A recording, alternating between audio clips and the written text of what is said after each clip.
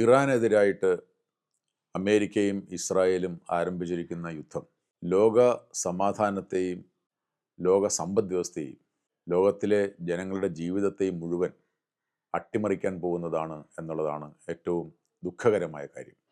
എന്തിനു വേണ്ടിയിട്ടാണ് ഇറാനെതിരായിട്ട് അമേരിക്കയും ഇസ്രായേലും ഇപ്പോൾ യുദ്ധം തുടങ്ങിയിരിക്കുന്നത്?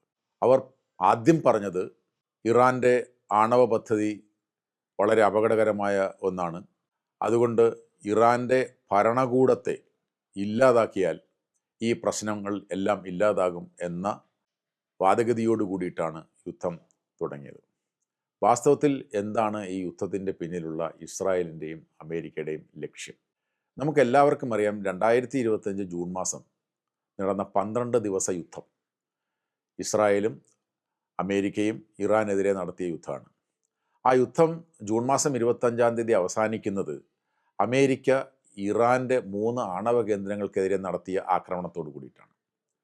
ആ ആക്രമണത്തിൽ നതാൻസ്, ഇസ്ഫഹാൻ, ഫോർദോ എന്ന് പറയുന്ന 3 ആണവ കേന്ദ്രങ്ങളെയാണ് അമേരിക്കയുടെ ഏറ്റവും സംഹാരശേഷിയുള്ള ബോംബറുകൾ വന്ന് ഭീകരമായ ബോംബാക്രമണത്തിലൂടെ അതിനോട് ആക്രമണം നടത്തിയത്. ആക്രമണം നടത്തിയ ശേഷം അമേരിക്കൻ പ്രസിഡന്റ് ലോകത്തോടായിട്ട് പറഞ്ഞൊരു വാചകമുണ്ട്.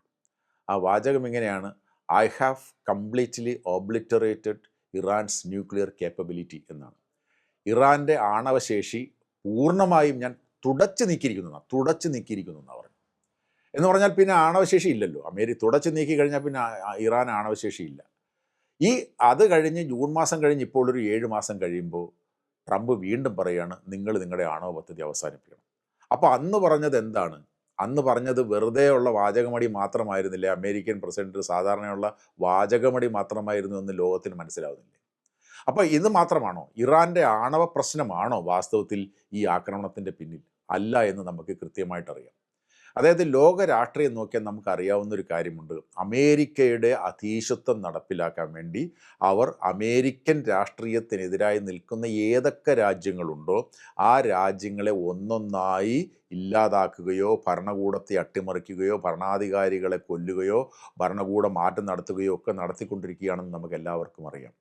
ഇവിടെ ഈ ആണവ പദ്ധതിയുടെ മറവിൽ വാസ്തവത്തിൽ ഇസ്രായേലിൻ്റെയും അമേരിക്കയുടെയും പദ്ധതി എന്ന് പറയുന്നത് ഈ ഇറാൻ ഭരണകൂടത്തെ ഇല്ലാതാക്കുക എന്നുള്ളത് വളരെ വ്യക്തമാണ്. അവർ ആദ്യം പറഞ്ഞത്, പരസ്യമായി ട്രംപ് പറഞ്ഞത് എന്താണ്? ഇറാൻ ഉടൻ തന്നെ അമേരിക്കയുമായി ചർച്ച ചെയ്ത് ആണവ പദ്ധതിയുടെ കാര്യത്തിൽ ഒരു കരാർ ഉണ്ടാക്കണം എന്ന് പറഞ്ഞു. ആ കരാർ ഉണ്ടാക്കുന്നതിന് വേണ്ടിയിട്ട് ഒമാൻ്റെ മധ്യസ്ഥയിൽ ബദർ അൽബു സൈദി എന്ന് പറയുന്ന ഒമാൻ വിദേശകാര്യ വകുപ്പ് മന്ത്രിയുടെ കീഴിൽ അമേരിക്കയുടെ പ്രതിനിധികൾ എന്ന് പറയുന്ന ചെറിയ ആൾക്കാരല്ല. അമേരിക്കൻ പ്രസിഡന്റിൻ്റെ മരുമകൻ ജാരദ് കുഷ്ണറും അമേരിക്കയുടെ വ്യാപാര പങ്കാളിയായിട്ടുള്ള സ്റ്റീവ് വിറ്റ്കോഫും ഒരു ഭാഗത്തും അമേരിക്ക പ്രതിനിധാനം ചെയ്യുമ്പോൾ അപ്പുറത്ത് ഇറാൻ്റെ വിദേശകാര്യമന്ത്രിയും അദ്ദേഹത്തിൻ്റെ ബാക്കിയുള്ള ഉദ്യോഗസ്ഥൻ ചേരുന്ന 2 പക്ഷം. ഇങ്ങനെ ഈ 2 പക്ഷത്തിൻ്റെ ഇടയിലാണ് ഒമാൻ്റെ വിദേശകാര്യമന്ത്രി ജനീവയിലും ഒമാനിലും മാറി മാറി ചർച്ചകൾ നടത്തിയത്. അങ്ങനെ മാറി മാറി ചർച്ചകൾ നടത്തി ഫെബ്രുവരി മാസം 26-ാം തീയതി ഇറാൻ 3 കാര്യങ്ങൾ സമ്മതിച്ചു. ഒമാൻ വിദേശകാര്യമന്ത്രിയോട് എന്താ പറഞ്ഞത്? അവർ പറഞ്ഞു, ഞങ്ങൾക്ക് ആണവായുധം ഉണ്ടാക്കുന്ന പദ്ധതിയില്ല, അതുകൊണ്ട് തന്നെ ഞങ്ങൾ 3 കാര്യങ്ങൾ ചെയ്യാൻ തയ്യാറാണ്. ഒന്നെന്താണ്? ഞങ്ങൾ ആണവായുധത്തിനുമായി ബന്ധപ്പെട്ട ഈ ആണവ ശേഖരം ഞങ്ങൾ എടുത്ത് സൂക്ഷിക്കാൻ ഉദ്ദേശിക്കുന്നില്ല, ഞങ്ങളത് ഉപേക്ഷിക്കുന്നു. 2, ഞങ്ങൾ 60% എൻറിച്ച് ചെയ്ത ആണവ ഇന്ധനം ഞങ്ങൾ റെഡ്യൂസ് ചെയ്ത് 3% കൊണ്ടുവരാൻ തയ്യാറാണ്. ഏറ്റവും പ്രധാനപ്പെട്ട 3ാമത്തെ കാര്യം, IAEA ഇൻ്റർനാഷണൽ അറ്റോമിക് എനർജി ഏജൻസിയുടെ ഇൻസ്പെക്ടർമാരെ ഞങ്ങളുടെ ആണവ കേന്ദ്രങ്ങളിൽ, ഗവേഷണ കേന്ദ്രങ്ങളിൽ പ്രവേശിപ്പിക്കാൻ ഞങ്ങൾ സന്നദ്ധരാണ്. ഈ 3 കാര്യങ്ങൾ ഒമാൻ വിദേശകാര്യമന്ത്രി ലോകത്തോട് വിളിച്ചു പറഞ്ഞു ഫെബ്രുവരി മാസം 27-ാം തീയതി. എല്ലാ മാധ്യമങ്ങളും ലൈവായിട്ട് കനേഡിയൻ ബ്രോഡ്കാസ്റ്റിംഗ് കോർപ്പറേഷൻ ഉൾപ്പെടെയുള്ളവ ഇത് ലൈവായിട്ട് കാണിക്കുകയും വാർത്തകളിൽ വരികയും ചെയ്തു. ഈ വാർത്ത വന്ന് അതിൻ്റെ മഷി ഉണങ്ങുന്നതിന് മുമ്പ് എന്താ സംഭവിച്ചത്? 28-ാം തീയതി രാത്രി ഇറാനെതിരായിട്ട് അമേരിക്കയും ഇസ്രായേലും ബോംബാക്രമണം നടത്തി. ബോംബാക്രമണം എന്ന് പറഞ്ഞാൽ എന്ത് ബോംബാക്രമണമാണ് നടത്തിയത്? ആ ബോംബാക്രമണം എന്ന് പറയുന്നത് ഇറാൻ്റെ പരമോന്നത നേതാവായിട്ടുള്ള അലി ഖമേനിയെ കൊല്ലുക, പ്രതിരോധ മന്ത്രിയെ കൊല്ലുക, സേനാ നേതാക്കന്മാരെ കൊല്ലുക, ഭീകരമായ ബോംബാക്രമണം. വാസ്തവത്തിൽ എന്താ അതിൻ്റെ ഉദ്ദേശം? ആണവായുധ പദ്ധതി അവസാനിപ്പിക്കാനാണെങ്കിൽ നേതാക്കന്മാരെ കൊല്ലേണ്ട കാര്യമുണ്ടോ? ആണവായുധ കേന്ദ്രങ്ങളെ ആക്രമിച്ചാൽ പോരെ?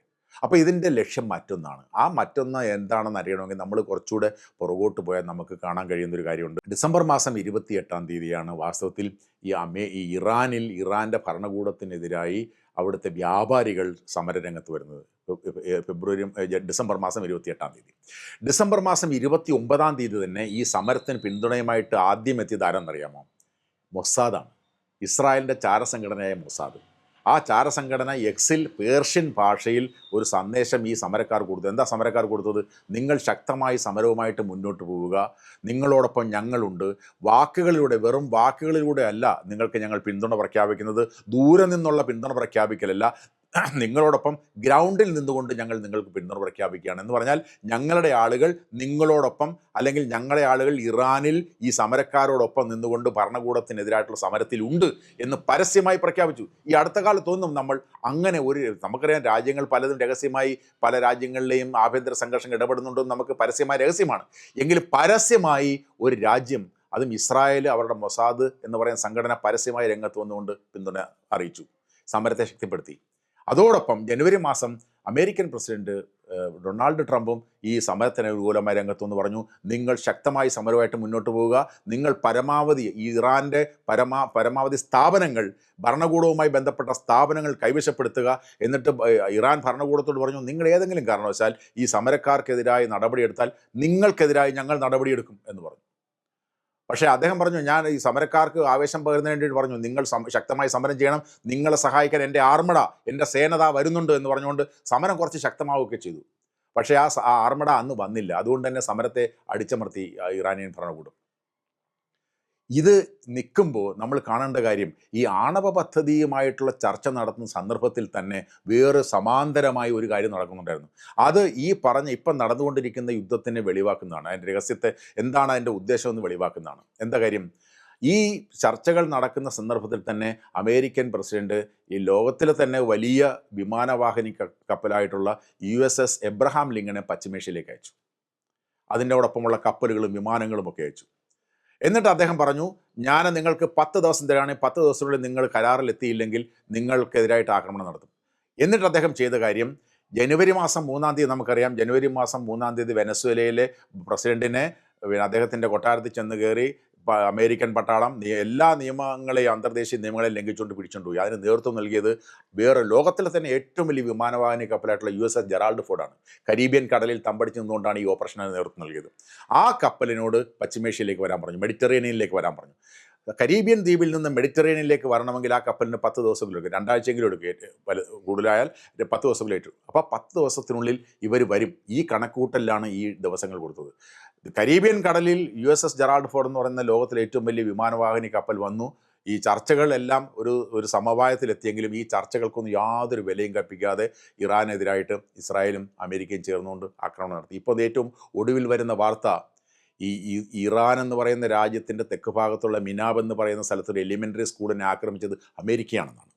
160ഓളം കുട്ടികളെ കൊന്നൊടുക്കിയ ആ ഭരണകൂടമാണ് ഇപ്പോൾ പറയുകയാണ്, നിങ്ങൾ ഈ ഇറാൻ ഭരണകൂടത്തിനെതിരായിട്ട് നിങ്ങൾ പോരടിക്കണമെന്ന് പറയുന്നത് ഈ പിഞ്ചു കുഞ്ഞുങ്ങളായിട്ടുള്ള 160ഓളം ആളുകളെ കൊന്നൊടുക്കിയ ഒരു ഭരണകൂടം പറയാണ് ഇറാനിലെ ജനതയോട്, ഇറാൻ ഭരണത്തിനെതിരെ നിങ്ങൾ മുന്നോട്ട് പോകണമെന്ന്. ഇങ്ങനെയുള്ള, അതായത് ഭരണകൂടത്തെ അട്ടിമറിക്കുക എന്ന് പറയുന്ന വളരെ അപകടകരമായ ഒരു രാഷ്ട്രീയമാണ് ഇവർ കൊണ്ടുവരുന്നത്. ഞങ്ങൾ പൊളിറ്റിക്കൽ സയൻസിൽ പറയും വാർ ബൈ ഡീക്യാപിറ്റേഷൻ എന്ന് പറയും. വാർ ബൈ ഡീക്യാപിറ്റേഷൻ എന്ന് പറയുന്നത് ഈ ഒരു പരിഷ്കൃത സമൂഹം ഒരു കാരണവശാലും നടത്തിക്കൂടാത്ത ഒരു രാഷ്ട്രീയമാണ്. എന്താ രാഷ്ട്രീയം? ഒരു രാജ്യത്തിന് വേറൊരു രാജ്യവുമായി ശത്രുത ഉണ്ടാവാം, പ്രശ്നങ്ങളുണ്ടാവാം. അങ്ങനെ പ്രശ്നങ്ങളോ ശത്രുതയോ ഉണ്ടാകുമ്പോൾ സാധാരണഗതിയിൽ ഈ രാജ്യങ്ങൾ എന്താ ചെയ്യുന്നത്? ആ രാജ്യങ്ങൾ പരസ്പരം ആ വിഷയം ചർച്ച ചെയ്യും. ആ പരസ്പരമുള്ള ചർച്ചകളിൽ പരാജയപ്പെടുന്നുണ്ടെങ്കിൽ മൂന്നാമത്തെ ഒരു കക്ഷി മധ്യസ്ഥ വഹിച്ചുകൊണ്ട് ചർച്ചകൾ നടത്തും. ഇപ്പോൾ ഒമാൻ വിദേശകാര്യമന്ത്രി അമേരിക്കയ്ക്കും ഇറാനും കൂട്ടിയിട്ട് ചർച്ച ചെയ്തതുപോലെ അവിടെയും പ്രശ്നപരിഹാരം ഉണ്ടാകുന്നതിലെ സാധാരണഗതിയിൽ അന്തർദേശീയ സംഘടനകൾ രംഗത്ത് വരികയും ചർച്ച ചെയ്യുകയും ചെയ്യും. ഇവിടെ എന്താ ചെയ്യുന്നത്? ഇവിടെ അമേരിക്കയ്ക്കും ഇസ്രായേലിനും ഇഷ്ടമില്ലാത്തതാണ് ഒരു ഭരണകൂടമെങ്കിൽ, ഒരു ഭരണാധികാരിയെങ്കിൽ അവർ ചെയ്യുന്ന രീതി ഈ ചർച്ചയുടെ മാർഗമേ അല്ല. അവർ ചെയ്യുന്നത് ഞാൻ ഈ പറഞ്ഞ പോലെ വാർ ബൈ ഡീക്യാപിറ്റേഷനാണ്. നിങ്ങൾക്കെതിരായിട്ട് ഒരു ഭരണാധികാരി ഉണ്ട്, നിങ്ങൾക്ക് ഇഷ്ടമില്ലെങ്കിൽ അയാളെ കൊന്നു തള്ളുക എന്ന് പറയുന്ന വളരെ അപകടകരമായ രാഷ്ട്രീയമാണ് ചെയ്തുകൊണ്ടിരിക്കുന്നത്. ഇങ്ങനൊരു രാഷ്ട്രീയം ഒരു രാജ്യമോ അല്ലെങ്കിൽ ലോകത്തിലെ ശക്തമായ രാജ്യമോ ചെയ്തു കഴിഞ്ഞാൽ എന്താ സംഭവിക്കുക? ലോകത്തെ സാധാരണ ചെറിയ രാജ്യങ്ങൾ, ജനസംഖ്യ കുറഞ്ഞ രാജ്യങ്ങൾ, സാമ്പത്തിക ശക്തി കുറഞ്ഞ രാജ്യങ്ങൾ, സൈനിക ശക്തി കുറഞ്ഞ രാജ്യങ്ങൾ, അവിടുത്തെ ഭരണാധികാരികൾ എങ്ങനെ കിടന്നുറങ്ങും സമാധാനപരമായി? ആ രാജ്യത്തിന് എങ്ങനെ മുന്നോട്ട് പോകാൻ കഴിയും? നമ്മളൊന്ന് ആലോചിച്ച് നോക്കൂ. ഇന്ത്യക്കും പാകിസ്ഥാനും വരെ എന്തെല്ലാം തരത്തിലുള്ള പ്രശ്നങ്ങളുണ്ട്, ഇന്ത്യക്കും ചൈനയ്ക്കും ഇടയിൽ എന്തെല്ലാം പ്രശ്നങ്ങളുണ്ട്. പാകിസ്ഥാൻ എത്രത്തോളം ഭീകരവാദികളെ നമ്മുടെ രാജ്യത്തേക്ക് വിട്ടിട്ട് ഭീകരപ്രവർത്തനം നടത്തിയിരിക്കുന്നു. അങ്ങനെ ഈ പാകിസ്ഥാൻ എന്ന് പറയുന്ന ഭരണകൂടത്തോട് നമുക്ക് എതിർപ്പുണ്ടോണ്ട് ഷാബാസ് ഷെരീഫിനെ കൊല്ലാനായിട്ട് നമ്മൾ പിന്നെ ഈ ബോംബാക്രമണം നടത്തുമോ? നമ്മളെ കൊല്ലാനായിട്ട് പാകിസ്ഥാൻ ബോംബാക്രമണം നടത്തുമോ? അങ്ങനെ നടത്തിക്കഴിഞ്ഞാൽ ലോക സമാധാനമില്ല, പിന്നെ അരാജകാവസ്ഥയായി മാറി ലോകത്ത്. അപ്പോൾ ഇങ്ങനെ, അതായത് വളരെ അപകടകരമായ, ഒരു കാരണവശാലും നടത്തിക്കൂടാൻ പാടില്ലാത്ത, എല്ലാ അന്തർദേശീയ നിയമങ്ങളെയും ലംഘിക്കുന്ന തരത്തിലുള്ള ആക്രമണമാണ് നടത്തുന്നത്. നമുക്കെല്ലാവർക്കും അറിയാം. ലോകം നിന്നു പോകുന്നത് 2-3 അടിസ്ഥാന പ്രമാണങ്ങളിലാണ്. ഒന്നാമത്തെ പ്രമാണം എന്ന് പറയുന്നത്, ഒരു രാജ്യം മറ്റൊരു രാജ്യത്തിൻ്റെ പരമാധികാരത്തെ, സോവറിനിറ്റിയെ അംഗീകരിക്കും. 2, ഒരു രാജ്യത്തിൻ്റെ ആഭ്യന്തര കാര്യങ്ങളിൽ മറ്റൊരു രാജ്യം ഇടപെടില്ല. ഇങ്ങനെയുള്ള സുപ്രധാനങ്ങളായിട്ടുള്ള ചില മാനദണ്ഡങ്ങളുടെ അടിസ്ഥാനത്തിലാണ് ലോകം മുമ്പോട്ട് പോകുന്നത്. 145 കോടിയുള്ള ജനങ്ങളുള്ള ചൈനയും പിന്നെ ഇന്ത്യയും, അതുപോലെ തന്നെ വലിയ ലോകത്തിലെ ഏറ്റവും വലിയ സാമ്പത്തിക ശക്തിയും സൈനിക ശക്തിയും രാഷ്ട്രീയ ശക്തിയുമായ അമേരിക്കയും എല്ലാം വലിയ രാജ്യങ്ങളാണ്. പക്ഷേ 10,000 ജനസംഖ്യയുള്ള, 40,000 ജനസംഖ്യയുള്ള വനുവാഡു, പലാവു പോലെയുള്ള രാജ്യങ്ങൾ ഈ ലോകത്തുണ്ട്. അപ്പോൾ അങ്ങനെയുള്ള രാജ്യങ്ങളും സമാധാനപരമായിട്ട് മുന്നോട്ട് പോകുന്നത്, ആ രാജ്യങ്ങൾക്കെതിരെ അവരുടെ ഭരണാധികാരികൾ അല്ലെങ്കിൽ അവരുടെ രാഷ്ട്രം സാമ്പത്തികമായോ സൈനികമായോ ദുർബലമാണ് എന്നുള്ളതുകൊണ്ട് കുഴപ്പങ്ങളൊന്നും ഉണ്ടാവില്ല. ഇവിടെ ഒരു ചട്ടങ്ങൾ നിലനിൽക്കുന്നുണ്ട്. ഇത് നമ്മൾ പറയും ചട്ടപ്രകാരമുള്ള ഒരു ലോകക്രമം നിലനിൽക്കുന്നു എന്നുള്ളതാണ് ലോകം ഇങ്ങനെ പോകുന്നത്. എന്നാൽ ആ ചട്ടങ്ങളെല്ലാം കാറ്റിൽ പറത്തിക്കൊണ്ട് അതിന് പുല്ലുവില പോലും കൽപ്പിക്കാതെ ഐക്യരാഷ്ട്ര സംഘടനയെ അംഗീകരിക്കുന്നില്ല, ഐക്യരാഷ്ട്ര സംഘടന ചാർട്ടറുകളെ അംഗീകരിക്കുന്നില്ല, ലോകരാജ്യങ്ങൾ എത്തിച്ചേർന്നിട്ടുള്ള കൺവെൻഷനുകളെ അംഗീകരിക്കുന്നില്ല, പരസ്പരമുള്ള പരമാധികാരത്തെ അംഗീകരിക്കുന്നില്ല. ഇങ്ങനെ അംഗീകരിക്കാതെ ഒരു ഭരണാധികാരി, അമേരിക്കൻ ഭരണാധികാരി, അദ്ദേഹത്തിന് ഇഷ്ടമുള്ളതുപോലെ ഈ ചട്ടപ്രകാരമുള്ള ലോകക്രമത്തെ എല്ലാം കാറ്റിപ്പറത്തിക്കൊണ്ട് പ്രസിഡന്റിൻ്റെ ഇഷ്ടപ്രകാരമുള്ള ലോകക്രമം, അല്ലെങ്കിൽ ഫോഴ്സ് ബേസ്ഡ്, അല്ലെങ്കിൽ ബലപ്രയോഗത്തിലധിഷ്ഠിതമായ ലോകക്രമത്തിലേക്ക് ലോകത്തെ കൊണ്ടുവരാനാണ് ശ്രമിക്കുന്നത്. അതാണ് നമ്മൾ കഴിഞ്ഞ കുറച്ച് നാളുകളായി, പ്രത്യേകിച്ച് ട്രംപ് അധികാരത്തിൽ വന്ന ശേഷം കണ്ടുകൊണ്ടിരിക്കുന്നത്. നമുക്ക് 2025 അദ്ദേഹം അധികാരത്തിൽ വന്ന ഉടൻ തന്നെ അദ്ദേഹം ചെയ്തത് എന്താണ്? ലോകത്തിലെ ജനങ്ങൾക്ക്, എല്ലാ രാഷ്ട്രങ്ങൾക്കെതിരായിട്ടും ഇറക്കുമതി ചുങ്കം പ്രഖ്യാപിച്ചു. ആ ഇറക്കുമതി ചുങ്കം പ്രഖ്യാപിച്ചതിലൂടെ എന്താ സംഭവിച്ചത്? ലോക സമ്പദ് വ്യവസ്ഥ തകിടം മറിഞ്ഞു. ലോക സമ്പദ് വ്യവസ്ഥ തകിടം മറിഞ്ഞു മാത്രമല്ല, അദ്ദേഹം ഞാൻ അമേരിക്കക്കാരെ രക്ഷിക്കാനാണ് വന്നിരിക്കുന്നത്, അമേരിക്ക ഫസ്റ്റാണ് എന്ന് പറഞ്ഞ് വന്ന ആ നേതാവ് ആ ഒരു നടപടിയിലൂടെ തന്നെ അമേരിക്കയുടെ സാധാരണക്കാരായിട്ടുള്ള ജനങ്ങളുടെ ജീവിതത്തെ തകിടം മറിച്ചു. കാരണം ഉൽപ്പന്നങ്ങൾ കടയിൽ പോയി വാങ്ങാൻ കഴിയാത്ത തരത്തിലേക്ക് വന്നു, എല്ലാ ഉൽപ്പന്നങ്ങൾക്കും വില കയറി. അപ്പോൾ ആ തരത്തിൽ അമേരിക്കയിലെ രക്ഷിക്കാനായിട്ട് വന്ന അമേരിക്ക ഫോറവർ വാർസാണ് നടത്തുന്നത്, നിരന്തരം യുദ്ധം നടത്തിക്കൊണ്ടിരിക്കുന്ന രാജ്യമായി അമേരിക്ക മാറിയിരിക്കുന്നു. അതിൽ നിന്നെല്ലാം വ്യത്യസ്തമായി ഒരു യുദ്ധത്തിനും മറ്റുള്ള രാജ്യങ്ങളുമായിട്ട് പോകാതെ ഞാൻ സമാധാന പ്രസിഡന്റാണ് എന്ന് പറഞ്ഞിട്ട് അമേരിക്കക്കാരെ വിശ്വസിപ്പിച്ച് കബളിപ്പിച്ച പ്രസിഡന്റായി ട്രംപ് മാറിയിരിക്കുന്നു. അതുകൊണ്ട് തന്നെ എന്താ സംഭവിക്കുന്നത്? ഇറാനെതിരായിട്ട് ഇപ്പോൾ യുദ്ധം നടക്കുമ്പോൾ അമേരിക്കയിൽ ഏതാണ്ട് 70% ആളുകൾ ഈ യുദ്ധത്തിനെതിരാണ്. അവിടുത്തെ ജനങ്ങൾ പറയുകയാണ്, ഞങ്ങൾക്ക് ഇവിടെ ഗ്യാസിന് വില കയറുന്നു, ഫ്യൂവലിന് വില കയറുന്നു, ഞങ്ങളുടെ ജീവിതം താരിഫ് മൂലം ബുദ്ധിമുട്ടിലായ ജീവിതം ഇപ്പോൾ വീണ്ടും ബുദ്ധിമുട്ടിലാവുന്നു. ഈ ഹോർമുസ് കടലിടുക്ക് അടയ്ക്കുന്നതിലൂടെയൊക്കെ വലിയ പ്രതിസന്ധിയിലേക്കാണ് കാര്യങ്ങൾ പോകാൻ പോകുന്നത്. അതുകൊണ്ട് ജനങ്ങൾ ട്രംപിനെതിരായിട്ട് തിരിഞ്ഞിരിക്കുന്നു. എപ്സ്റ്റീൻ ഫയൽ ഉണ്ടാക്കിയിരിക്കുന്ന പ്രശ്നങ്ങളിൽ നിന്ന് ശ്രദ്ധ തിരിക്കാൻ വേണ്ടിയിട്ടാണ് അദ്ദേഹം ഈ യുദ്ധം നടത്തുന്നതെന്ന് ഒരുപാട് ആളുകൾ വിശ്വസിക്കുന്നു. അപ്പോൾ ആ തരത്തിൽ ഒന്നാമത്തെ വർഷം 2025 എന്ന വർഷം ഈ താരിഫിലൂടെ ലോകത്തിൻ്റെ സമ്പദ് വ്യവസ്ഥയെ അട്ടിമറിച്ചെങ്കിൽ 2026 നമ്മൾ കാണുന്നത് ലോകത്തിൻ്റെ രാഷ്ട്രീയ വ്യവസ്ഥയെ അട്ടിമറിക്കാനുള്ള ട്രംപിൻ്റെ ശ്രമമാണ്. അതിൻ്റെ ഭാഗമായിട്ടാണ് ജനുവരി മാസം 3-ാം തീയതി നവവത്സരം ആഘോഷിച്ച് തീരുമ്പോൾ, ജനങ്ങൾ ആഘോഷിച്ചുകൊണ്ടിരിക്കുന്ന സന്ദർഭത്തിൽ ജനുവരി 3-ാം തീയതി വെനസ്വേലയിൽ അദ്ദേഹത്തിൻ്റെ പട്ടാളം ചെന്ന് അവിടുത്തെ പ്രസിഡന്റിനെയും അദ്ദേഹത്തിൻ്റെ ഭാര്യയും അദ്ദേഹത്തിൻ്റെ പ്രസിഡന്റിൻ്റെ കൊട്ടാരത്തിൽ നിന്ന് പിടിച്ച് ന്യൂയോർക്കിൽ കൊണ്ടുവന്നു. എന്താ പറഞ്ഞു ഇദ്ദേഹം നാർക്കോ ടെററിസ്റ്റാണെന്ന് പറഞ്ഞു, മയക്കുമരുന്ന് കള്ളക്കടത്തിൻ്റെ നേതാവാണെന്ന് പറഞ്ഞു. മയക്കുമരുന്ന് കള്ളക്കടത്തിൻ്റെ നേതാവാണെന്ന് പറഞ്ഞ് മദൂറോയെ അറസ്റ്റ് ചെയ്ത് ന്യൂയോർക്കിൽ കൊണ്ടുവന്ന് ഇന്നിപ്പോൾ മാർച്ച് ആദ്യത്തെ ആഴ്ച അവസാനിക്കാറാവുന്നു. ജനുവരി മാസം 3-ാം തീയതി അറസ്റ്റ് ചെയ്ത് കൊണ്ടുവന്ന് ഈ മാർച്ച് മാസം ഇന്ന് വരെ ഈ അദ്ദേഹത്തിനെതിരായിട്ട് ഒരു അണുവിട തെളിവ് പോലും അവതരിപ്പിക്കാൻ അമേരിക്കൻ ഭരണകൂടത്തിന് കഴിഞ്ഞിട്ടില്ല. എന്ന് പറഞ്ഞാൽ ഇത് ഒരു പുകമറ സൃഷ്ടിച്ചുകൊണ്ട് അമേരിക്ക, നമുക്കറിയാം, വെപ്പൺസ് ഓഫ് മാസ് ഡിസ്ട്രക്ഷൻ എന്ന് പറയുന്ന ഇറാഖിൽ ലോകത്തെ മുഴുവൻ ഇല്ലാതാക്കാൻ വേണ്ടിയിട്ടുള്ള മാരകായുധങ്ങൾ കുന്നുകൂട്ടി വെച്ചിരിക്കുന്നു എന്ന് പറഞ്ഞ വ്യാജ പ്രചരണത്തിലൂടെ ഇറാഖിൽ പോയി ഭരണകൂടം അട്ടിമറി നടത്തി സദ്ദാം ഹുസൈനെ വധിച്ച പോലെയുള്ള വ്യാജ പ്രചാരണത്തിൻ്റെ അടിസ്ഥാനത്തിലാണ് ഈ വെനസ്വേലയിലെ ഭരണകൂടത്തെ മാറ്റിയിരിക്കുന്നത്. വെനസ്വേലയുടെ ഭരണകൂടത്തെ മാറ്റിയത് അവിടെ അദ്ദേഹം നാർക്കോ ടെററിസ്റ്റ് ആയതുകൊണ്ടല്ല, അവിടെ എണ്ണ സമ്പന്നമായ രാജ്യമാണ്. ആ എണ്ണ സമ്പത്ത് കൊള്ളയടിക്കാൻ വേണ്ടിയിട്ടുള്ള ഈ ഇമ്പീരിയലിസ്റ്റ് ആയിട്ടുള്ള ഈ സാമ്രാജ്യത്വ നിലപാടിൻ്റെ ഫലമായിട്ടാണ് അത് നടന്നിരിക്കുന്നത്. ജനുവരി മാസം അത് നടന്നു. ഫെബ്രുവരി മാസം അവസാനിക്കുമ്പോൾ ഫെബ്രുവരി മാസത്തിൽ ഇറാനിൽ ഭരണകൂട മാറ്റത്തിന് വേണ്ടിയിട്ട് ആക്രമണം നടത്തിയിരിക്കുന്നു. അടുത്തത് മാർച്ചിൽ, ഈ മാസം ഇന്ന് വന്നിരിക്കുന്ന പ്രസ്താവന, അടുത്തത് ഞാൻ ക്യൂബയെ എടുക്കാൻ പോകുന്നു എന്നാണ് പറയുന്നത്. അപ്പം ഞാൻ പറഞ്ഞു വരുന്നത്, ഒന്നിനു പുറകെ ഒന്നായി, അതായത് ആരാലും ചെയ്യപ്പെടാത്ത, ആരാലും തടുക്കാൻ പറ്റാത്ത സൈനിക ശക്തിയുള്ള ഒരു രാജ്യം കൊച്ചു കൊച്ചു രാജ്യങ്ങൾക്കെതിരെ ആക്രമണമായിട്ട് ഇറങ്ങിയാൽ ലോക സമാധാനം എവിടെയാ ചെന്ന് നിൽക്കുക? അപ്പം ഞാൻ പറഞ്ഞു വരുന്നത്, അമേരിക്കൻ സാമ്രാജ്യത്വം, അതോടുകൂടി അതിൻ്റെ കൂടെ നിൽക്കുന്ന അമേരിക്കയുടെ സെറ്റ്ലർ കൊളോണിയലിസം, കുടിയേറ്റ കൊളോണിയലിസം, ആ കുടിയേറ്റ കൊളോണിയലിസവും ചേർന്ന് നടത്തുന്ന അവരുടെ സാമ്രാജ്യത്വ പദ്ധതി, അവരുടെ അധിനിവേശ പദ്ധതി നടപ്പിലാക്കുന്നതിന് വേണ്ടിയിട്ടുള്ള പദ്ധതിയുടെ ഭാഗമാണ് ഇത്. ആണവ പദ്ധതിയുമായിട്ട് ഇതിന് യാതൊരു ബന്ധവുമില്ല. ലോകത്തെ കീഴടക്കി തങ്ങളുടെ കാൽ കീഴിൽ വെച്ചുകൊണ്ട് മുന്നോട്ട് പോകാനുള്ള അമേരിക്കയുടെ പദ്ധതിയും പശ്ചിമേഷ്യയിൽ തങ്ങളുടെ അപ്രമാദിത്വം പ്രഖ്യാപിക്കാനുള്ള ഇസ്രായേലിൻ്റെ പദ്ധതിയും ചേർന്നാണ് ഈ ഇസ്രായേലിനെതിരെ യുദ്ധത്തിന് പോകാത്ത, അമേരിക്കയെതിരെ യുദ്ധത്തിന് പോകാത്ത, ഇതാ ഇസ്രായേലിനെ ആക്രമിക്കാൻ പോകുന്നു, അത് കഴിഞ്ഞാൽ ഞങ്ങൾ അമേരിക്കയെ ആക്രമിക്കും എന്ന് പറയുന്ന ലോകം ഒരിക്കലും അംഗീകരിക്കാത്ത കളവ് പറഞ്ഞുകൊണ്ട് ഇറാൻ എന്ന് പറയുന്ന രാജ്യത്തിനെതിരായിട്ടുള്ള ആക്രമണം നടത്തിയതിലൂടെ ലോക സമാധാനത്തെയാണ്, ലോകത്തിൻ്റെ സുരക്ഷിതത്വത്തെയാണ് ഈ ആക്രമണത്തിലൂടെ അമേരിക്ക അപകടത്തിലാക്കിയിരിക്കുന്നതിനുള്ള ഏറ്റവും വലിയ തെളിവ്. അമേരിക്ക ആക്രമിക്കുന്നതിന് മുമ്പ് തന്നെ ഇറാൻ പറഞ്ഞിരുന്നു, ഞങ്ങളെ ആക്രമിച്ചാൽ, ഞങ്ങൾ നിങ്ങളെ രണ്ടു കൂട്ടരെയും ആക്രമിക്കാൻ വരുന്നില്ല, ഞങ്ങളെ ആക്രമിച്ചാൽ, അമേരിക്ക ആക്രമിച്ചാൽ അമേരിക്കയുടെ പശ്ചിമേഷ്യയിലുള്ള സൈനിക താവളങ്ങളെ ഞങ്ങൾ ആക്രമിക്കും. ഞങ്ങളുടെ മുമ്പിൽ വേറെ മാർഗ്ഗങ്ങളില്ല. കാരണം അമേരിക്കയ്ക്ക് 10,000 കിലോമീറ്റർ അപ്പുറത്ത് കിടക്കുന്ന അമേരിക്കയെ പോയി ആക്രമിക്കാൻ ഞങ്ങൾക്കാവില്ല. അതുകൊണ്ട് തന്നെ അമേരിക്കയുടെ സൈനിക താവളം ഞങ്ങൾ ആക്രമിക്കും. ആ സൈനിക താവളങ്ങളിൽ ആക്രമണം നടന്നുകൊണ്ടിരിക്കുകയാണ്. ആ സൈനിക താവളങ്ങൾ, പശ്ചിമേഷ്യയിലുള്ള സൈനിക താവളങ്ങൾക്കെതിരെ ഇറാൻ ആക്രമണം നടത്തിയാൽ വേദനിക്കുന്നത് മലയാളിക്കുൾപ്പെടെയാണ്. അതാണ് നമ്മൾ മനസ്സിലാക്കേണ്ടത്. അതായത് യുദ്ധത്തിന് പോകാതിരുന്ന, ഇസ്രായേലിനെതിരെ യുദ്ധത്തിന് പോകാതിരുന്ന, അമേരിക്കയ്ക്കെതിരെ യുദ്ധത്തിന് പോകാതിരുന്ന ഇറാനെ യുദ്ധത്തിലേക്ക് വലിച്ചടിച്ച് അവർ പ്രത്യാക്രമണം, നിലനിൽപ്പിന് വേണ്ടിയിട്ടുള്ള പോരാട്ടമാണ് ഇറാൻ നടത്തുന്നത്. അങ്ങനെ നടത്തുമ്പോൾ 1 കോടിയോളം വരുന്ന പശ്ചിമേഷ്യയിൽ താമസിക്കുന്ന ഇന്ത്യക്കാരുണ്ട്. അതോടൊപ്പം 30 ലക്ഷം വരുന്ന മലയാളികളുണ്ട്. ഈ യുദ്ധം ഇങ്ങനെ ശക്തമായിട്ട് മുന്നോട്ട് പോയാൽ അത് ബാധിക്കുക ഓരോ മലയാളിയുടെയും. നമുക്കറിയാം, ഒരു മലയാളി കുടുംബത്തിൽ ഒരു പ്രവാസിയുണ്ട്. ഈ പ്രവാസിയുടെ വരുമാനത്തെ ആശ്രയിച്ച് ജീവിക്കുന്ന നിരവധി കുടുംബങ്ങളുണ്ട്.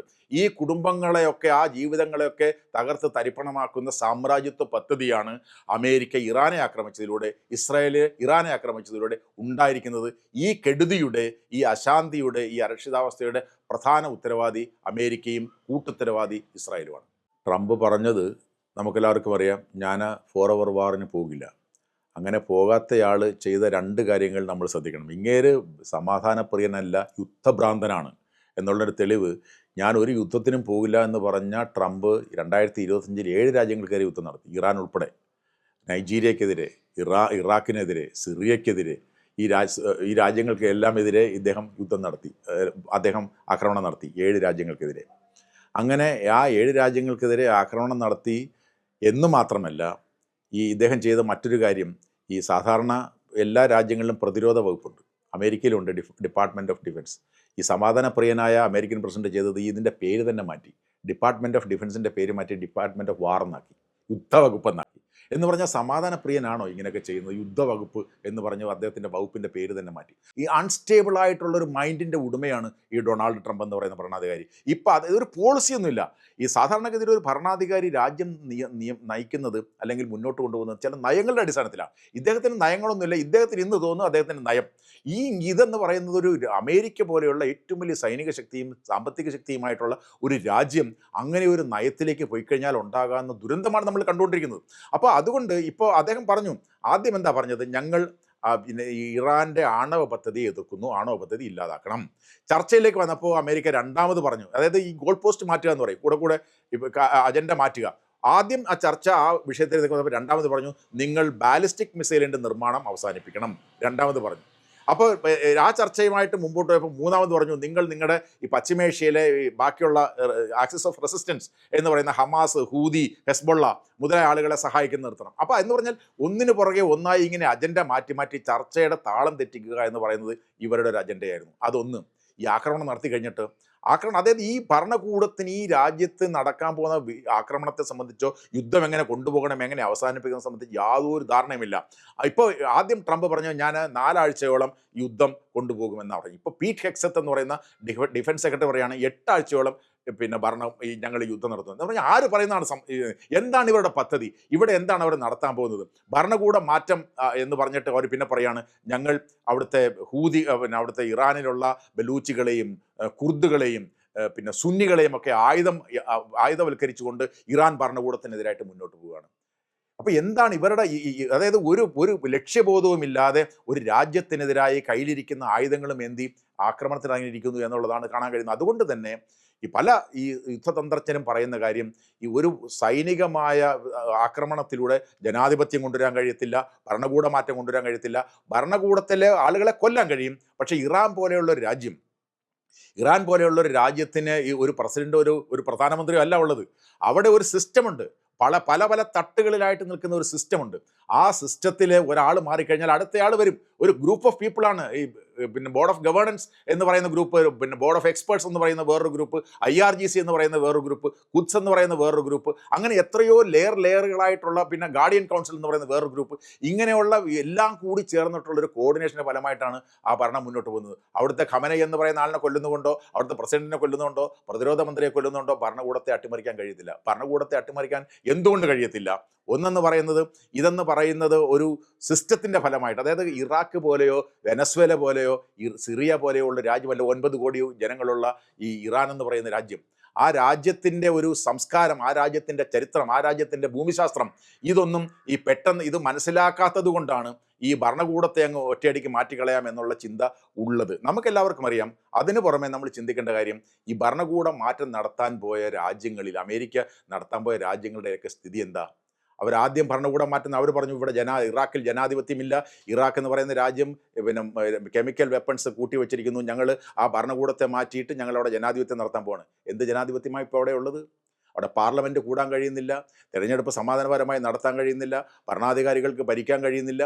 ആ തരത്തിൽ അവിടെ കുർദുകളുടെ കൺട്രോളിൽ കുറച്ച് സ്ഥലം, ഷിയാകളുടെ കൺട്രോളിൽ കുറച്ച് സ്ഥലം, സുന്നികളുടെ കൺട്രോളിൽ കുറച്ച് സ്ഥലം, ആ തരത്തിൽ ആ രാജ്യം 2, 3, 4 കഷങ്ങളായി വിഭജിക്കപ്പെട്ട് നിൽക്കുന്നു ഇറാഖ് എന്ന് പറയുന്ന രാജ്യം. ആ ഇറാഖ് എന്ന് പറയുന്ന രാജ്യം ആക്രമിച്ചതിലൂടെയാണ് ഈ അമേരിക്കയുടെ തന്നെ സമ്പദ് വ്യവസ്ഥ തകർന്നതെന്ന് സാമ്പത്തിക ശാസ്ത്രത്തിന് നൊബേൽ സമ്മാനം നേടി ജോസഫ് സ്റ്റീഗ്ലിറ്റ്സ് തന്നെ പറയുന്നുണ്ട്. അമേരിക്കൻ സമ്പദ് വ്യവസ്ഥ തകരാൻ തുടങ്ങിയത് ഈ ഇറാഖിലെ ആക്രമണത്തിലൂടെയാണ് എന്ന് അദ്ദേഹം പറയുന്നുണ്ട്. അതുപോലെ തന്നെ അതിനുശേഷം ലിബിയയിൽ ആക്രമണം നടത്തിയിട്ട് എന്താ സ്ഥിതി? ലിബിയയിലെ മുഹമ്മദ് ഗദ്ദാഫി എന്ന് പറയുന്ന ആൾ ഏകാധിപതിയാണ്, അദ്ദേഹത്തിൻ്റെ ഭരണകൂടത്തെ മാറണമെന്ന് പറഞ്ഞിട്ട് ഇപ്പോൾ എന്താ സ്ഥിതി? ആ രാജ്യത്ത് 2 പാർലമെൻ്റ് ഉണ്ട്, 2 പ്രസിഡന്റുമാരുണ്ട്. കുഴപ്പങ്ങളും കുറവുകളും ഒക്കെ ഉണ്ടായിരുന്നു ഈ സദ്ദാം ഹുസൈനും പിന്നെ മുഹമ്മദ് ഗദ്ദാഫിക്കും. പക്ഷേ എങ്കിലും ആ രാജ്യങ്ങളെ ഛിന്ന ഭിന്നമാക്കി അവർ 20 വർഷം അഫ്ഗാനിസ്ഥാനിൽ നിന്നു.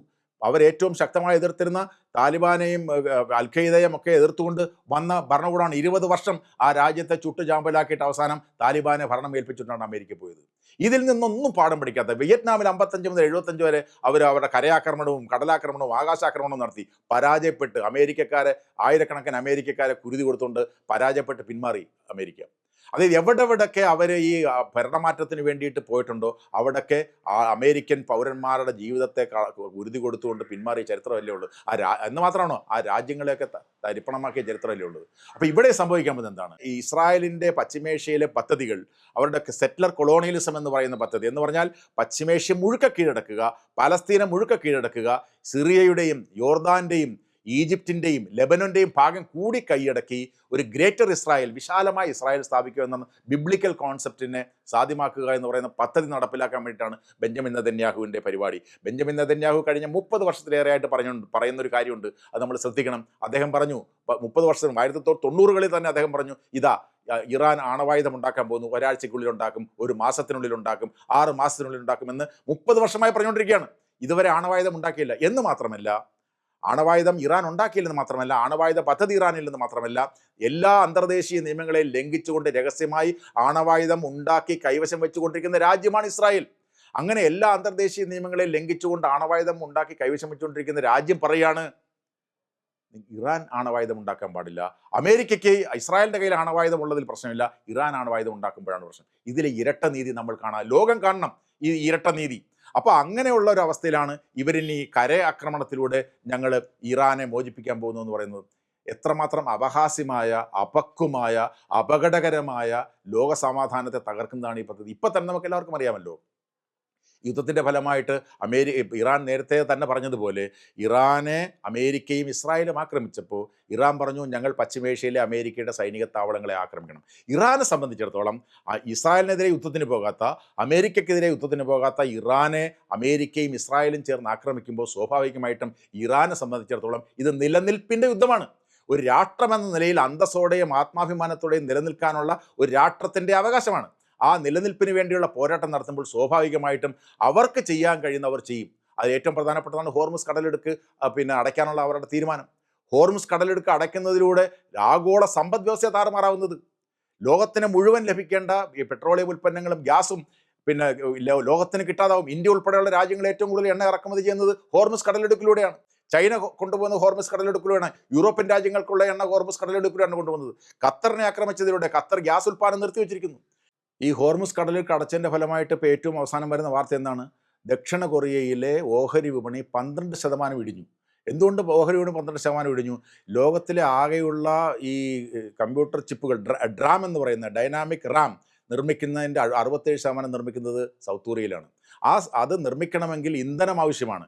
ഈ ഹോർമുസ് കടലിടുക്ക് അടച്ചതിലൂടെ ഇന്ധനവരവ് കുറയും, ഇന്ധനവരവ് കുറഞ്ഞിരിക്കുന്നു, ഇനി കുറയുകയും ചെയ്യുമെന്നുള്ള കാഴ്ചപ്പാടിൻ്റെ അടിസ്ഥാനത്തിലാണ് ഈ ഓഹരി വിപണി തകരാനുള്ള കാരണമായി മാറിയത്. എന്ന് പറഞ്ഞാൽ ലോകത്തൊട്ടാകെ പല വിധത്തിൽ ഈ ഇന്ധനം വരവ് നിലയ്ക്കുമ്പോൾ ഇന്ത്യ ഉൾപ്പെടെയുള്ള രാജ്യങ്ങളിൽ ഇന്ധന വില വർദ്ധിക്കുന്നു, ഇന്ധന ലഭ്യത കുറയുന്നു, ആകെ കൂടി സംഘർഷമുണ്ടായി മാറുന്നൊരു സ്ഥിതിയിലേക്ക് കാര്യങ്ങൾ പോകുന്നു. അപ്പോൾ അങ്ങനെയുള്ള സന്ദർഭത്തിൽ നമ്മൾ കാണേണ്ട ഇതിൻ്റെ ഇടയ്ക്കൂടെ ഇന്ത്യ ഉൾപ്പെടെയുള്ള രാജ്യങ്ങളും അതുതന്നെ ചെയ്യുന്നു. നമുക്കറിയാം, ഇന്ത്യ എന്ന് പറയുന്ന രാജ്യം 3-ാം ലോക രാജ്യമാണ്, 3-ാം ലോക രാജ്യങ്ങളുടെ നേതാവാണ്, ഗ്ലോബൽ സൗത്തിൻ്റെ നേതാവാണെന്നാണ് നമ്മൾ നിരന്തരം അവകാശപ്പെട്ടുകൊണ്ടിരിക്കുന്നത്.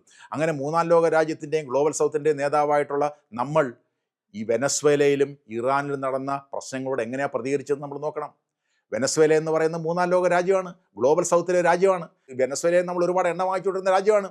ആ രാജ്യത്തിൻ്റെ പ്രസിഡന്റിനെയും അദ്ദേഹത്തിൻ്റെ ഭാര്യയും നിയമവിരുദ്ധമായി, സ്വതന്ത്ര പരമാധികാര രാജ്യമായ ഒരു രാജ്യത്തിൻ്റെ പ്രസിഡന്റിനെയും ഭാര്യയും നിയമവിരുദ്ധമായി ആ രാജ്യത്ത് കടന്നു കയറി, നിയമവിരുദ്ധമായി അമേരിക്കൻ പട്ടാളം കടന്നു കയറി പിടിച്ചുകൊണ്ടുപോയപ്പോൾ നമ്മൾ എങ്ങനെയാണ് പ്രതികരിച്ചത്? ഇന്ത്യ, 3-ാം ലോക രാജ്യമായ ഇന്ത്യ, ഗ്ലോബൽ സൗത്തിൻ്റെ നേതാവായ ഇന്ത്യ, ജനാധിപത്യ രാജ്യമായ ഇന്ത്യ, ജനാധിപത്യത്തിൻ്റെ അമ്മയെന്ന് അവകാശപ്പെടുന്ന ഇന്ത്യ, വിശ്വഗുരു എന്ന് അവകാശപ്പെടുന്ന ഇന്ത്യ, വിശ്വമിത്രം എന്ന് അവകാശപ്പെടുന്ന ഇന്ത്യ, എന്ത് ഗുരുത്വമാണ് നമ്മൾ കാണിച്ചത്? നമ്മൾ എന്ത് മിത്ര സ്വഭാവമാണ് നമ്മൾ കാണിച്ചത്? എന്ത് നേതൃപാഠമാണ് നമ്മൾ കാണിച്ചത്? ഒന്നും കാണിച്ചില്ല. അമേരിക്കൻ പ്രസിഡന്റിനോട് നമ്മൾ പറയണ്ടേ, അമേരിക്ക കാണിച്ച നടപടി, ഒരു രാജ്യത്തിൻ്റെ പരമാധികാരത്തെ ലംഘിച്ചുകൊണ്ട് അവിടുത്തെ പ്രസിഡന്റിനെ അറസ്റ്റ് ചെയ്ത് കൊണ്ടുപോയ നടപടി അന്തർദേശീയ നിയമങ്ങൾക്ക് വിരുദ്ധമാണ്, ഇത് അങ്ങനെ ചെയ്യാൻ പാടില്ല എന്നല്ലേ പറയേണ്ടത്? ഗ്ലോബൽ സൗത്തിൻ്റെ നേതാവ് അത് പറഞ്ഞില്ല. ഇപ്പോൾ ഇറാനിലോ അതിനേക്കാൾ ക്രൂരമായ, അതിപ്പോൾ പിടിച്ചോണ്ട് പോയതെന്ന് നമുക്ക് പറയാം, നിയമവിരുദ്ധമായ കാര്യമാണെങ്കിൽ പിടിച്ചോണ്ട് പോയി ജീവനോടെ ഉണ്ട് അദ്ദേഹം. ഇറാനിൽ എല്ലാ അന്തർദേശീയ നിയമങ്ങളെയും ലംഘിച്ചുകൊണ്ട് ഭരണകൂട നേതാക്കന്മാരെ നിഷ്ഠൂരം കൊലപ്പെടുത്തുന്ന രാഷ്ട്രീയമാണ് ചെയ്തത്. അങ്ങനെ ആ രാഷ്ട്രീയം ചെയ്തിട്ടും നമ്മൾ എന്താ പറഞ്ഞത്? അമേരിക്കയോട് പറഞ്ഞു. നമ്മൾ ഇറാൻ്റെ കാര്യം നമ്മൾ പ്രത്യേകം ശ്രദ്ധിക്കണം. കാരണം വെച്ചാൽ ഇറാൻ എന്ന് പറയുന്ന രാജ്യം 1947 മുമ്പ് വരെ ഇന്ത്യയുടെ അയൽ രാജ്യമായിരുന്നു. ഇന്ത്യയും പാകിസ്ഥാനായിട്ട് വിഭജിക്കപ്പെടുന്നതിന് മുമ്പ് ഇന്ത്യയുടെ അയൽ രാജ്യമായിരുന്നു ഇറാൻ എന്ന് പറയുന്ന രാജ്യം. ഈ ഇറാനിൽ നിന്ന് നമ്മൾ ഒരുപാട് എണ്ണ വാങ്ങിച്ചിട്ടുള്ള രാജ്യമാണ്. 1973 ഓയിൽ ഷോക്ക് എന്ന് പറയുന്ന ഒപ്പക് രാജ്യങ്ങൾ എണ്ണ കയറ്റുമതി പെട്ടെന്ന് നിർത്തുകയും വലിയ പ്രതിസന്ധി ഉണ്ടാക്കുകയും ചെയ്തപ്പോൾ ഇന്ത്യയുടെ സഹായത്തിന് വന്നത് ഇറാനാണ്. 1973 ഇന്ത്യൻ പ്രധാനമന്ത്രിക്ക് അന്നത്തെ ഇറാനിയൻ ഭരണകൂടം ഉറപ്പ് നൽകി, നിങ്ങൾ ഞങ്ങൾക്ക് IIM-ഉം IIT-കളും സ്ഥാപിക്കുന്നതിന് സഹായിക്കണം, അത് അത്തരം സ്ഥാപനങ്ങൾ തുടങ്ങുന്നതിന് സഹായിക്കണം, ഞങ്ങൾ നിങ്ങൾക്ക് എണ്ണ തരാം. ആ പ്രതിസന്ധിയിൽ നിന്ന് നമുക്ക് പിടിച്ചു നിൽക്കാൻ കഴിഞ്ഞത് ഇറാൻ്റെയും ഇറാഖിൻ്റെയും സഹായമാണ്. അപ്പം ഞാൻ പറഞ്ഞു വരുന്നത്, നമ്മളുമായി വളരെ അടുത്ത ബന്ധം, സാംസ്കാരികമായ ബന്ധം, ചരിത്രപരമായ ബന്ധം, അയൽ ബന്ധം വരെ ഉണ്ടായിരുന്ന ഒരു രാജ്യമാണ് ഇറാൻ. ആ ഇറാൻ്റെ ഭരണകൂടത്തെ, അത് ഇറാൻ്റെ ഭരണകൂടം എന്ന് മാത്രം പറഞ്ഞാൽ പോരാ, ഇപ്പോൾ അത് ബ്രിക്സിലെ അംഗം കൂടിയാണ്. ബ്രിക്സിൻ്റെ നേതാവായ ഇന്ത്യ, ആ ബ്രിക്സിൻ്റെ നേതാവായിട്ട് കൂടിയ ഇന്ത്യ ഈ വർഷം ബ്രിക്സിൻ്റെ ഉന്നതതല സമ്മേളനം ഇന്ത്യയിൽ വെച്ച് നടക്കാനിരിക്കുകയാണ്. അങ്ങനെ ഇന്ത്യയിൽ വെച്ച് നടക്കാനിരിക്കുമ്പോൾ ഈ ബ്രിക്സിലെ അംഗമായ ഇറാൻ എന്ന് പറയുന്ന രാജ്യത്തിൻ്റെ പരമോന്നത നേതാവിനെയും പ്രതിരോധ മന്ത്രിയെയും സേനാ നേതാക്കന്മാരെയും ഒക്കെ വധിച്ച ഒരു നിയമവിരുദ്ധമായി വധിച്ച ഒരു രാഷ്ട്രത്തോട് അല്ലെങ്കിൽ രാഷ്ട്രങ്ങളോട് നമ്മൾ പറയേണ്ടത് എന്താണ്? ഈ കാണിച്ചത് നിയമവിരുദ്ധമായ തെറ്റായ നടപടിയാണ്. അമേരിക്ക ചെയ്ത നടപടിയും ഇസ്രായേൽ ചെയ്ത നടപടിയും തെറ്റാണ് എന്ന് പറയണം. അതിനുള്ള തൻ്റെ ഇടം നമ്മൾ കാണിച്ചോ? നമ്മൾ ഗ്ലോബൽ സൗത്തിൻ്റെ നേതാവാണ്, ബ്രിക്സിൻ്റെ നേതാവാണ്. ഈ ബ്രിക്സ് സമ്മേളനത്തിന് ഇറാൻ്റെ നേതാവ് വരുമ്പോൾ നമ്മൾ എന്ത് പറഞ്ഞിട്ടാണ് അദ്ദേഹത്തെ സ്വീകരിക്കുന്നത്? നിങ്ങളുടെ നേതാവ് മരിച്ചപ്പോൾ ഞങ്ങൾ മിണ്ടാതിരുന്നവരാണെന്ന് പറഞ്ഞിട്ടാണ്. അപ്പോൾ ആ തരത്തിൽ അതായത് നമ്മൾ ഇതൊക്കെ പറയും, ഞങ്ങൾ വലിയ ജനാധിപത്യത്തിൻ്റെ അമ്മയാണ്, ജനാധിപത്യം വലിയ ജനാധിപത്യമാണ്, ഞങ്ങൾ വിശ്വഗുരുവാണ്, വിശ്വമിത്രമാണ്, ഗ്ലോബൽ സൗത്തിൻ്റെ നേതാവാണ് എന്നൊക്കെ പറഞ്ഞ പോരാ. 2 ദിവസം മുമ്പ് ഫെബ്രുവരി 28 ഈ ആക്രമണം നടത്തുന്നതിന് മുമ്പ് 2 ദിവസം മുമ്പ് ഇസ്രായേലിൽ പോയി അവിടുത്തെ നേതാവിനെ ആലിംഗനം ചെയ്തുകൊണ്ട് നിങ്ങളുടെ കൂടൊപ്പം എല്ലാ പിന്തുണയും പ്രഖ്യാപിച്ചുകൊണ്ട് ഇന്ത്യ വന്നതാണ്. നമ്മൾ കാണണം. ഇന്റർനാഷണൽ ക്രിമിനൽ കോടതി വാർ ക്രിമിനൽ എന്ന് പറഞ്ഞ് അറസ്റ്റ് വാറണ്ട് പുറപ്പെടുവിച്ചിരിക്കുന്ന ബെഞ്ചമിൻ നെതന്യാഹുവിനെയാണ് നമ്മുടെ പ്രധാനമന്ത്രി പോയി ആലിംഗനം ചെയ്ത് പിന്തുണ പ്രഖ്യാപിച്ചു ഇവിടെ വന്നത്. ഈ യുദ്ധം നടത്താനുള്ള എല്ലാ തയ്യാറെടുപ്പും നടന്ന സന്ദർഭത്തിലാണ് ലോകത്തിലെ മറ്റൊരു നേതാവും, അമേരിക്കയുടെ പ്രസിഡന്റും പ്രസിഡന്റ് ജൂനിയർ ട്രംപ് എന്ന് പറയുന്ന അർജന്റീനയിലെ മിലയും അല്ലാതെ വേറെ ഒരു നേതാവും ഈ അടുത്ത കാലത്തൊന്നും ഇസ്രായേലിൽ പോയിട്ടില്ല. അങ്ങനെയുള്ള സന്ദർഭത്തിലാണ് ഇന്ത്യയുടെ പ്രധാനമന്ത്രി, ജനാധിപത്യത്തിൻ്റെ ഏറ്റവും വലിയ ജനാധിപത്യത്തിൻ്റെ അമ്മയായ നമ്മുടെ നേതാവ് അവിടെ പോയി അവിടുത്തെ പാർലമെൻറ്റിനെ അഭിസംബോധന ചെയ്യുകയും ഞങ്ങൾ നിങ്ങളോടൊപ്പമുണ്ട് എന്ന് പറഞ്ഞ് ആവേശം കൊള്ളിച്ച് ഇറാൻ ആക്രമിക്കുന്നതിനുള്ള എല്ലാവിധ ഓജസ്സും തേജസ്സും പകർന്നു കൊടുത്തുകൊണ്ട് വന്നത്. അപകടകരമായ രാഷ്ട്രീയ നമ്മൾ പിന്തുടരുന്നത്. എന്തുകൊണ്ടാണ്? നമ്മൾ സ്ട്രാറ്റജിക് ഓട്ടോണമി, നമുക്ക് നമ്മുടേതായ നിലപാടുകളുണ്ട് എന്നൊക്കെ പറയുന്നത്, ഈ നമ്മുടെ നിലപാടുകൾ ധൈര്യപൂർവ്വം പ്രഖ്യാപിക്കാനുള്ള തൻ്റെ ഇടം പ്രകടിപ്പിക്കുക എന്നുള്ളതാണ് നമ്മുടെ നിലപാട്. പക്ഷേ നിർഭാഗ്യവശാൽ ഗ്ലോബൽ സൗത്തിൻ്റെ നേതാവായി പറയപ്പെടുന്ന, ഈ 3 ലോക രാജ്യങ്ങളുടെ നേതാവായി പറയപ്പെടുന്ന ഇന്ത്യ അത്തരമൊരു നിലപാട് എടുക്കുന്നില്ല എന്നുള്ള കാര്യവും നമ്മൾ ഇവിടെ സംഗതിവശാൽ കാണണം. അതോടൊപ്പം നമ്മൾ കാണേണ്ടതാണ് വളരെ ദാരുണമായ ഒരു സംഭവം ഇന്ത്യൻ മഹാസമുദ്രത്തിൽ നടന്നത്. ഇന്ത്യൻ മഹാസമുദ്രത്തിൽ അവരുടെ ഇറാൻ്റെ ദേന എന്ന കപ്പൽ തകർക്കപ്പെട്ട് 80-ലേറെ നാവികർ മരിച്ചു. ബാക്കിയുള്ള ആളുകളെ പിന്നെ ആശുപത്രിയിലാക്കി. എന്താ സംഭവിച്ചത്? ഇത് യുദ്ധത്തിന് വന്ന കപ്പലല്ല എന്ന് നമുക്ക് എല്ലാവർക്കും അറിയാം. ഇന്ത്യൻ ഭരണകൂടത്തിനൂടെ ആരുടെ ഈ വിശാഖപട്ടണത്ത് ഇൻ്റർനാഷണൽ ഫ്ലീറ്റ് റിവ്യൂ എന്ന് പറയുന്ന ഒരു പദ്ധതിയുണ്ട്. കാരണം ലോക രാജ്യങ്ങളിലെ നേവൽ ഗ്രൂപ്പുകൾ വരികയും അവർ പരസ്പരം അഭ്യാസങ്ങൾ നടത്തുകയും, മിലൻ എന്നൊക്കെ നമ്മളതിന് പേരിട്ടിരിക്കുന്നു, അത്തരം അഭ്യാസങ്ങൾ നടത്തുകയും ഒക്കെ ചെയ്തത് ഈ ഫെബ്രുവരി മാസം 18 ഫെബ്രുവരി മാസം 18 ഈ ഇൻ്റർനാഷണൽ ഫ്ലീറ്റ് റിവ്യൂ IFR എന്ന് പറയുന്ന പ്രക്രിയയിൽ പങ്കെടുത്തുകൊണ്ട് തിരിച്ച് പോയ കപ്പലിനെയാണ് ഈ ഇന്ത്യൻ മഹാസമുദ്രത്തിൽ വെച്ച് അമേരിക്കൻ അന്തർവാഹിനികൾ തകർത്ത് തരിപ്പണമാക്കിയത്. ഇത് യുദ്ധത്തിന് വന്ന കപ്പലല്ല. അങ്ങനെ യുദ്ധത്തിന് വരാതിരുന്ന കപ്പലിനെ എല്ലാ അന്തർദേശീയ നിയമങ്ങളും ലംഘിച്ചുകൊണ്ട് ആക്രമിച്ച് നാവികരെ കൊലപ്പെടുത്തി. ഇതിൽ ഇന്ത്യയുടെ നിലപാട് എന്താണ്? പ്രസിഡന്റ് മുർമു അത് റിവ്യൂ ചെയ്യുന്ന ഒരു പദ്ധതിയായിട്ടാണ് അത് നമ്മൾ വിഭാവന ചെയ്തിട്ടുള്ളത്. അങ്ങനെയുള്ളൊരു പരിപാടിക്ക് പങ്കെടുത്തുകൊണ്ട് തിരിച്ചുപോയ കപ്പലിനെയാണ് തകർത്തത്. നമ്മുടെ ക്ഷണം സ്വീകരിച്ച് ഇവിടെ വന്ന് തിരിച്ചുപോയത് കൊച്ചിയിലേക്ക് വന്ന ഒരു കപ്പലിനെ തകർത്ത് തരിപ്പണമാക്കി നാവികരെ കൊലപ്പെടുത്തിയ ആ നടപടിയെ നമ്മൾ എങ്ങനെയാണ് കണ്ടത്? ഞങ്ങളുടെ രാജ്യത്ത് വന്ന, ഞങ്ങളുടെ ഒരു പ്രോഗ്രാമിന് വന്ന ഞങ്ങളുടെ സുഹൃത്ത് രാജ്യമായ ഇറാൻ്റെ കപ്പലിനെ നിങ്ങൾ തകർത്തത് ശരിയായില്ല എന്ന് എവിടെയെങ്കിലും നമ്മൾ കണ്ടോ? ഇതുവരെ കണ്ടില്ല. ഞാൻ പറഞ്ഞു വരുന്നത്, ഈ ഇരട്ടത്താപ്പ് ഇന്ത്യ സ്വീകരിച്ചിരിക്കുന്ന, ഈ അമേരിക്കയുടെ മുമ്പിൽ പാവ പോലെ നിൽക്കുന്ന, അമേരിക്ക കണ്ണുരുട്ടിയാൽ പത്തി മടക്കുന്ന, മിണ്ടാതിരിക്കുന്ന ഒരു ഭരണകൂടമായി, ഒരു ദുർബല ഭരണകൂടമായി, നമ്മുടെ വലിയ ശക്തിയുള്ള ഭരണകൂടമാണെന്നൊക്കെ നിരന്തരം വാദിക്കുന്ന ഭരണാധികാരികൾ മാറിക്കൊണ്ടിരിക്കുന്നു എന്നുള്ളത് ഇന്ത്യയുടെ ആത്മാഭിമാനത്തിന് വലിയ ക്ഷതമുണ്ടാക്കുന്ന കാര്യമാണെന്ന് കൂടി നമ്മൾ അറിയേണ്ടതുണ്ട്. നമ്മൾ റഷ്യയിൽ നിന്ന് എണ്ണ വാങ്ങിച്ചപ്പോൾ അമേരിക്ക പറഞ്ഞെന്താ? നിങ്ങൾ പൈസ കൊടുക്കുന്നതുകൊണ്ടാണ് റഷ്യ ഈ യുക്രൈനെ ഇങ്ങനെ നിരന്തരം ആക്രമിച്ചുകൊണ്ടിരിക്കുന്നത്. അമേരിക്കയുടെ ഒരു സെക്രട്ടറി ലുട്നിക്ക് പറഞ്ഞു, ഇത് ഇന്ത്യാസ് വാറാണ്, യുക്രൈനിൽ നടക്കുന്നത്, റഷ്യ നടത്തുന്ന യുദ്ധം ഇന്ത്യാസ് വാറാണ്, ഇന്ത്യയുടെ യുദ്ധമാണ്, കാരണം നമ്മൾ പൈസ കൊടുക്കുന്നു. അതുകൊണ്ട് എന്ത് ചെയ്തു? നമുക്കെതിരെ പിഴച്ചുങ്കം ചുമത്തി, 20% പിഴച്ചുങ്കം ചുമത്തി, നിങ്ങൾ ഒരു കാരണവശാലും എണ്ണ വാങ്ങിക്കരുതെന്ന് പറഞ്ഞു. ഇപ്പോൾ എന്താ ഏറ്റവും ഒടുവിൽ വന്നിരിക്കുന്നത്? നിങ്ങൾക്ക് 30 ദിവസത്തേക്ക് എണ്ണ വാങ്ങിക്കാനുള്ള അനുവാദം തന്നിരിക്കുന്നു. 30 ദിവസത്തേക്ക് നമ്മൾ റഷ്യയിൽ നിന്ന് എണ്ണ വാങ്ങിക്കുമ്പോൾ നമ്മൾ കാശല്ലേ കൊടുക്കുന്നത്? ആ കാശ് ഉപയോഗിച്ച് യുക്രൈനെതിരെ ആക്രമിക്കത്തില്ലേ? അപ്പോൾ എന്താ ഇപ്പം പ്രശ്നമില്ല? ഇപ്പം ഇത് പ്രശ്നമില്ല, കാരണം ഞങ്ങൾ ചില പ്രതിസന്ധിയിലായിരിക്കുന്നു. അപ്പോൾ ആ പ്രതിസന്ധിയിൽ നിന്ന് കരകയറാൻ നിങ്ങൾക്ക് റഷ്യയുടെ കയ്യിൽ നിന്ന് എണ്ണ വാങ്ങിക്കാം. ഇത് ഇരട്ടത്താപ്പല്ലേ? അപ്പോൾ ഈ തരത്തിൽ, അതായത് അമേരിക്കയ്ക്ക് എന്താണോ താല്പര്യം, ആ താല്പര്യങ്ങൾക്കനുസരിച്ച് നിയമങ്ങളെയും കാര്യങ്ങളെയും വളച്ചൊടിക്കാനുള്ള എല്ലാ തരത്തിലുള്ള അവകാശങ്ങളും അമേരിക്കയ്ക്കുണ്ട്. എന്നാൽ ബാക്കിയുള്ള രാജ്യങ്ങളെല്ലാം അമേരിക്ക പറയുന്ന ചൊൽപ്പടിക്ക് നിന്നോളണം എന്ന് പറയുന്ന അവസ്ഥയിലേക്ക് രാജ്യങ്ങൾ വന്നിരിക്കുന്നു. യൂറോപ്യൻ രാജ്യങ്ങൾ പോലും കുറച്ചൊക്കെ അവരുടെ ഐഡൻറ്റിറ്റി വീണ്ടെടുക്കാൻ ശ്രമിക്കുന്ന യൂറോപ്യൻ രാജ്യങ്ങൾ പോലും അമേരിക്കയുടെ കണ്ണുരുട്ടലിൻ്റെ മുന്നിൽ അനങ്ങാതെ, മിണ്ടാതെ പിന്തുണ പ്രഖ്യാപിച്ചുകൊണ്ട് നിൽക്കേണ്ട സ്ഥിതി വരുന്നു. അതോടൊപ്പം നമ്മൾ കാണേണ്ട കാര്യം, കരയാക്രമണത്തിലേക്ക് അമേരിക്ക പോയാൽ ആ കരയാക്രമണം നടത്താൻ അമേരിക്കയ്ക്കാവത്തില്ല. അമേരിക്ക ചെയ്യാൻ പോകുന്നത് ഈ പറഞ്ഞ കണക്ക് ആകാശത്ത് നിന്നും പിന്തുണ നൽകുകയും ഇറാനിലുള്ള വ്യത്യസ്തങ്ങളായിട്ടുള്ള ഗ്രൂപ്പുകളെ ആയുധമണിയിച്ചുകൊണ്ട് അവിടെ ആഭ്യന്തര കലാപം സൃഷ്ടിക്കാനുള്ള ശ്രമമായിരിക്കും. തീർച്ചയായിട്ടും അത് ആ പ്രദേശത്തിൻ്റെ ഭൂമിശാസ്ത്രവും രാഷ്ട്രീയവും സമാധാനവും എങ്ങനെയാണോ ഇറാഖിൽ സമാധാനം നഷ്ടപ്പെട്ടത്, എങ്ങനെയാണോ ലിബിയയിൽ സമാധാനം നഷ്ടപ്പെട്ടത്, എങ്ങനെയാണോ അഫ്ഗാനിസ്ഥാനിൽ സമാധാനം നഷ്ടപ്പെട്ടത്, അതുപോലെ തന്നെ ഒരു അരാജകാവസ്ഥ സൃഷ്ടിക്കുന്നതിലേക്കായിരിക്കും മിക്കവാറും അത്തരമൊരു നടപടിയിലേക്ക് അമേരിക്ക പോയാൽ ഉണ്ടാവുക.